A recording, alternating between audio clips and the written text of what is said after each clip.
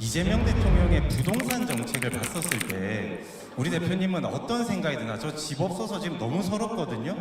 네, 저 잠실 살고 싶어요. 네, 부동산 정책 한번 말씀해 주십시오.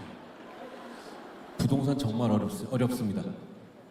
부동산을 가격을 잡는 거는 주가 6,000포인트 하는 것보다 더 어려운 일이에요. 그러니까 우리가 일단 지금 같은 시대 상황에서 현재 기준에 출발해서 부동산 정책은 어렵다는 걸 인정하고 들어가야 돼요. 그런데 이런 부동산 정책을 하는 데서 정말 필요한 건 뭐냐면 정부의 신뢰입니다.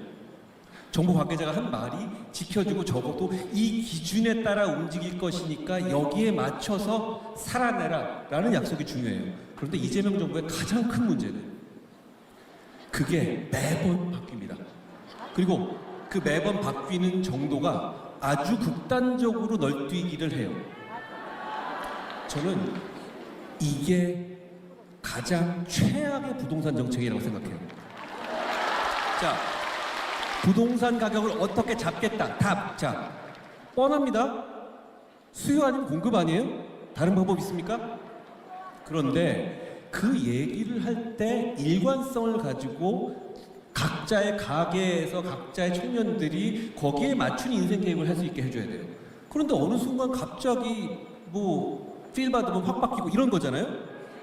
이렇게 되면 정보의 불균형이 생기고 이걸 먼저 하는 사람들은 이득을 보고 나중에 아는 많은 사람들은 끌려가게 되는 거예요.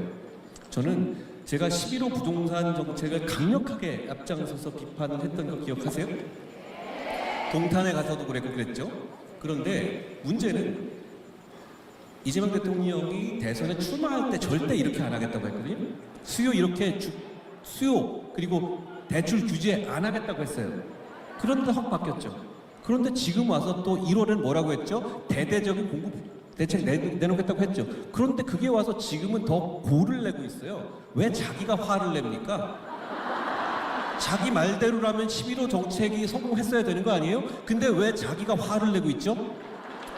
어려운 문제는 맞습니다만 저렇게 풀면 절대 안 돼요. 저렇게 되면 우리가 이재명이란 사람의 마음속까지 읽으면서 집 사야 되는 거가 되는 거거든요. 저는 결국은 부동산 정책 대단히 어렵습니다. 그러니까 우리가 정부 섹터에서 할 일은 일관성입니다. 지금은 그건 먼저 갖춰야 한다는 말씀 드리고 싶어요. 그러니까